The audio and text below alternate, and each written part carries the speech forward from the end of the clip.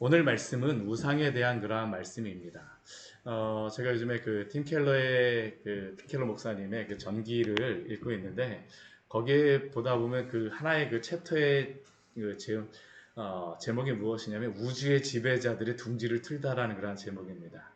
왜 그 제목을 지었을까 저도 궁금해하고 한번 거기를 한번 읽어봤었는데 그 뉴욕이라고 하는 곳에 그 교회가 있다 보니까 뉴욕에 있는 그러한 사람들의 생각들이 무엇이냐면 자신들이 이 세상의 지배자 같은 역할을 한다라고 생각을 합니다.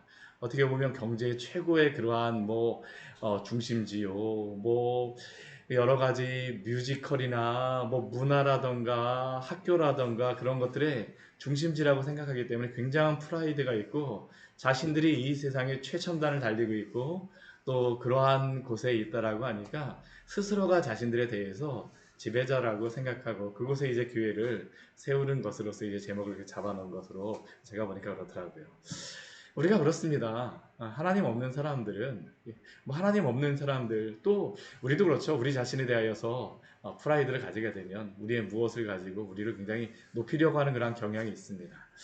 어제 우리가 9장 23절 말씀에서 하나님께서 예레미야 선지자를 통하여서 너희는 지혜로운 자는 그의 지혜로 자랑하지 말고 용맹한 자는 그의 용맹으로 자랑하지 말고 부자는 그의 부함을 자랑하지 말라라고 이야기하지만 예전에는 이러한 것들이 다 우상으로 만들어진 겁니다. 오늘은 이제 우상 숭배에 대한 것인데 사실 이 우상이라고 하는 것은 우리의 마음속에 있는 이러한 욕망들이 형상화되어진 것이 바로 우상이라고 할 수 있죠. 지혜의 신, 전쟁의 신, 그리고 부의 신, 풍요의 신, 다 이게 사실은 우상입니다.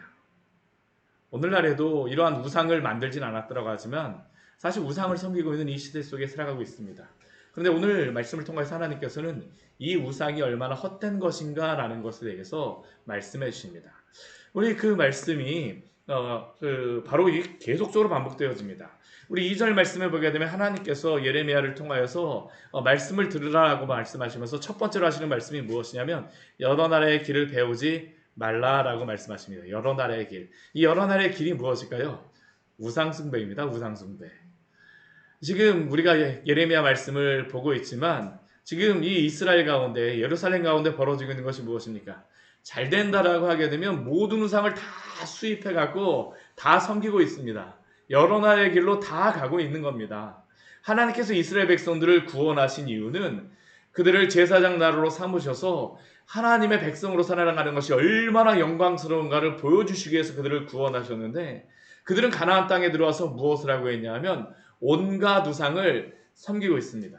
자신들의 그 탐욕에 따라서 자신들의 필요에 따라서 그 우상을 다 만들어내고 있는 겁니다. 근데 하나님께서는 여러 나라의 길을 배우지 말라라고 말씀하십니다. 왜 이러한 우상들을 섬깁니까? 사람들이 왜 우상을 만들어낼까요? 두렵기 때문입니다. 앞으로 어떤 일들이 있을지 모르기 때문에 무엇인가 준비를 해야 됩니다. 돈을 가지고 지혜를 가지고 무엇을 가지고 준비해야 됩니다. 하늘의 징조를 두려워하지 말라라고 말씀하세요. 우리가 저번 때 얼마 전에도 비가 굉장히 많이 왔었지만 하늘이 정말로 뚫린 것과 같이 막 내리게 되면 정말 두렵지 않습니까?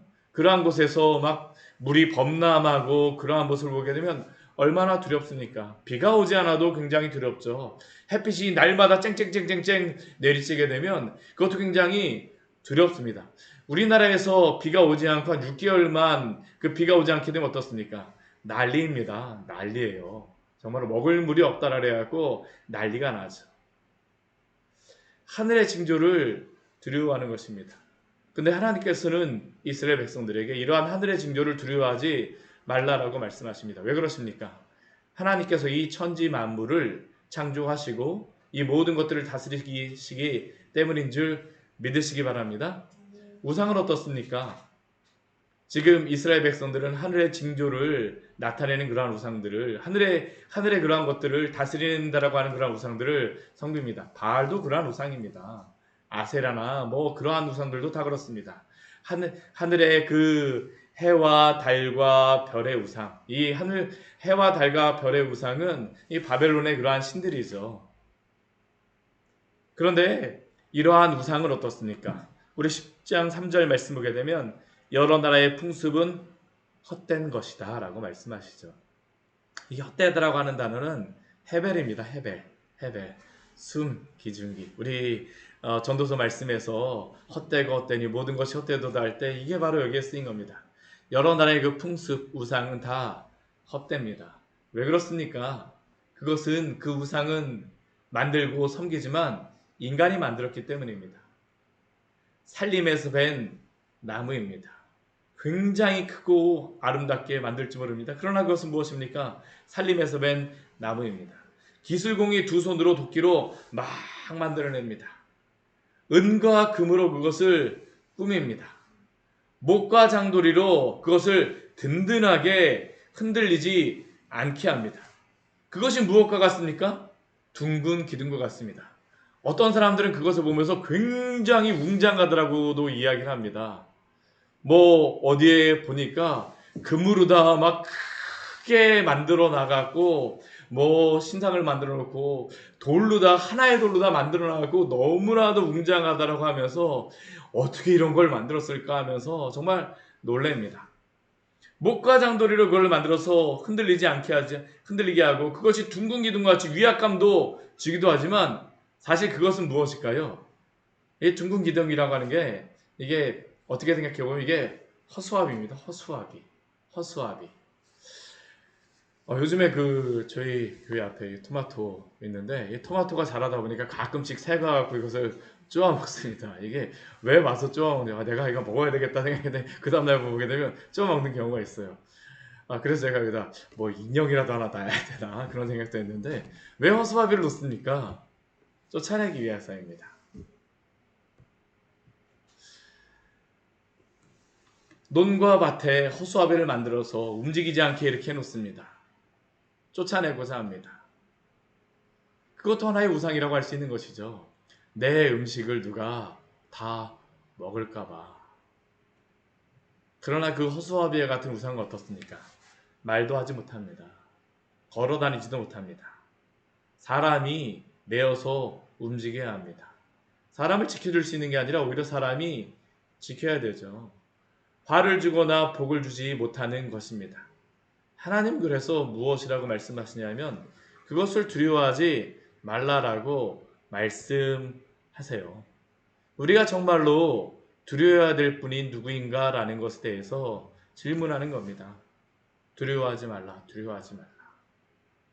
이 세상의 막연한 것들을 향하여서 두려워하고 앞날에 대해서 두려워하는 우리들을 향하여서 하나님을 바라보라라고 말씀하심이죠.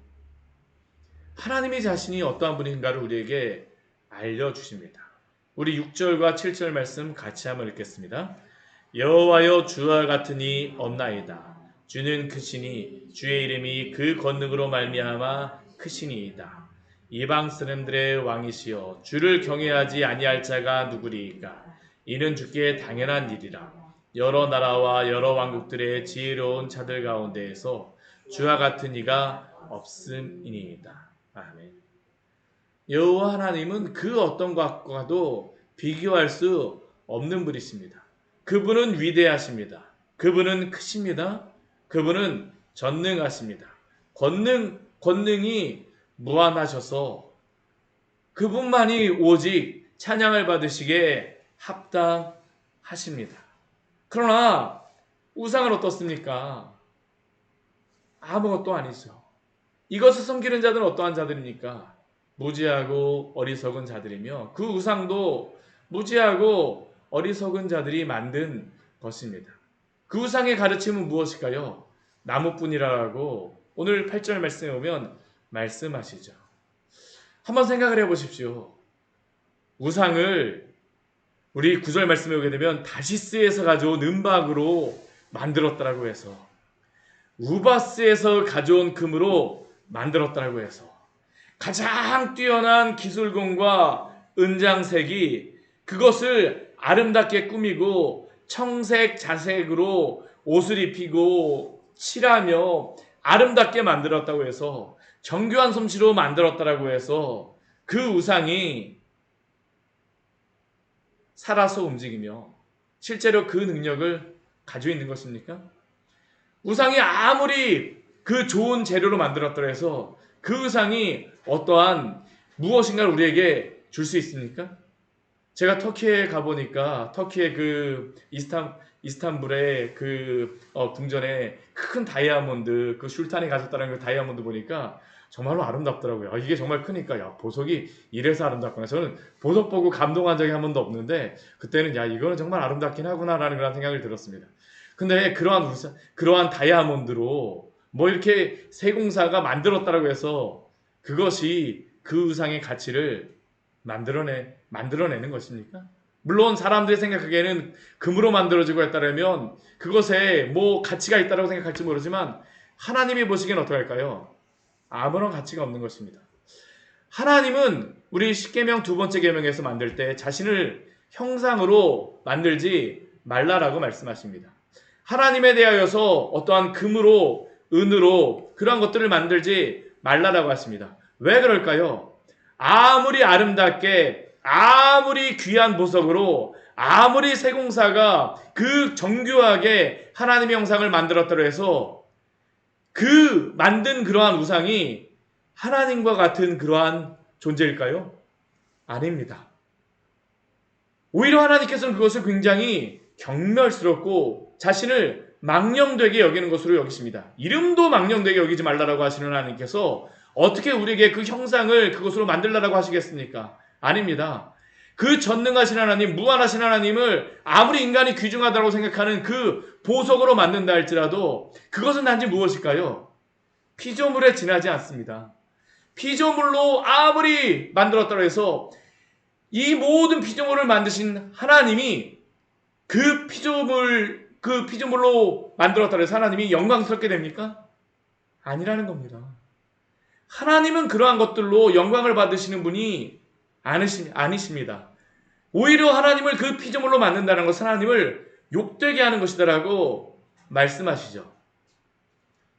근데 오히려 하나님께서는 인간은 어리석어지고 범죄함으로 말미암아 이 우상을 만들게 되어졌지만 그런데 하나님께서 이 세상 가운데에 형상으로 하나님이 직접 만드신 존재가 있습니다. 그게 무엇입니까?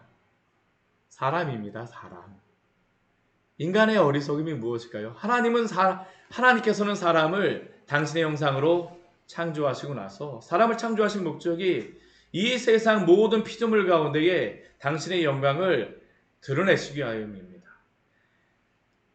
인간이 피조물을 만들어서 하나님의 영광을 드러내는 것이 아니라 하나님께서는 인간을 창조하시고 당신의 형상으로 만드심으로 말미암아 하나님의 영광을 이 모든 피조물 가운데 나타내시고 드러내시기를 원하셨는데 인간이 어리석게 되어지고 죄를 범함으로 말미암아 무엇을 합니까? 반대가 되어지죠. 피조물을 하나님과 같이 만들어서 섬기기 시작하는 겁니다.